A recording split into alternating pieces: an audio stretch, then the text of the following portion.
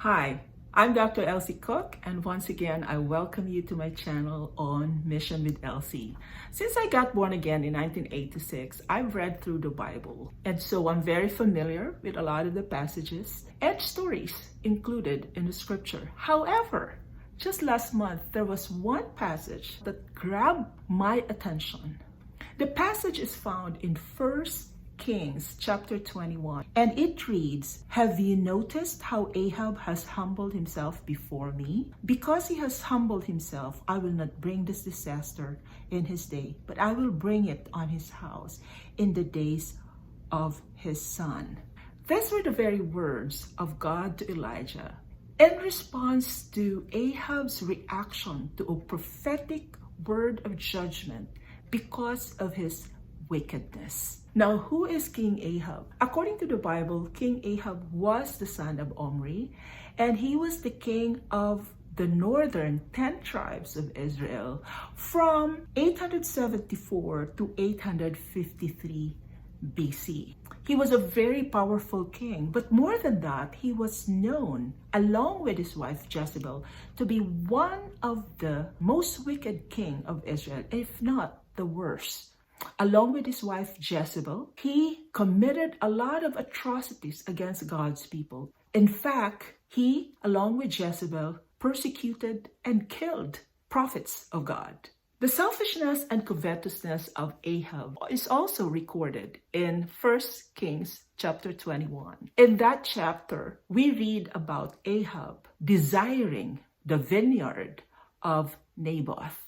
He wanted Naboth's vineyard to be his, and so he went in an attempt to purchase the property. Unfortunately, Naboth didn't want to sell his vineyard. In response, Ahab went back to his palace, sulking. Jezebel noticed the response of the husband and scolded the husband, like, "Aren't you the king? Why were you sulking?" Jezebel proceeded to plan the murder of Naboth.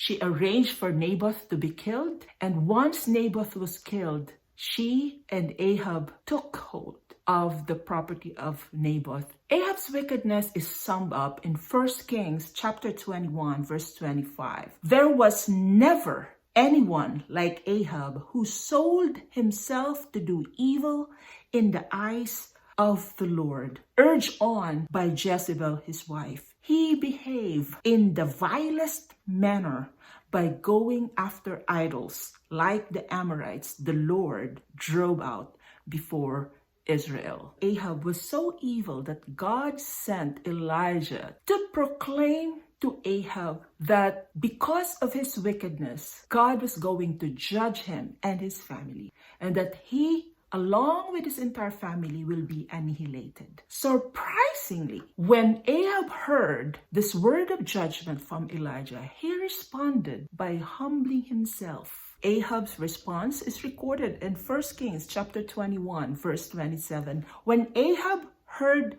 these words, he tore his clothes, put on sackcloth, and fasted. He lay in sackcloth and went around meekly. God was moved by Ahab's act of humility, that in verses 28 and 29, he said to Elijah, "Have you noticed how Ahab has humbled himself before me? Because he has humbled himself, I will not bring this disaster in his day." There are some truths that we learn from the account of Ahab. The first is, it is never too late to change our ways. No matter what we have done, no matter how evil or wicked you think what you did was or is, it is never too late to turn back and to change our ways. The second is the mercy of God. Ahab was a very wicked king. His wickedness was not something that he did in private. He did it in the sight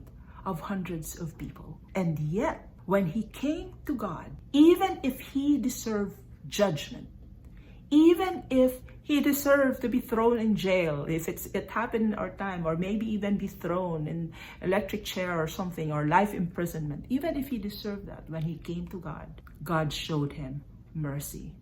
James chapter 2:13 says this, "Mercy always triumphs over justice," and God's mercy is that way. The third truth is this: if you and I want to receive mercy from God, then we must humble ourselves and seek Him. James chapter 4:10 says, if you humble yourself before the Lord, He will lift you up. Regardless of what you have done, regardless of the sins that you have committed, I pray that like Ahab, you will draw near to God and you will access the mercy of the Lord. Understand that He is merciful, that even if you think you deserve to be punished, if you humble yourself before Him, you will get the help that you need. And He will lift you up, He will extend mercy to you and forgive you. God bless you. I will see you again next week.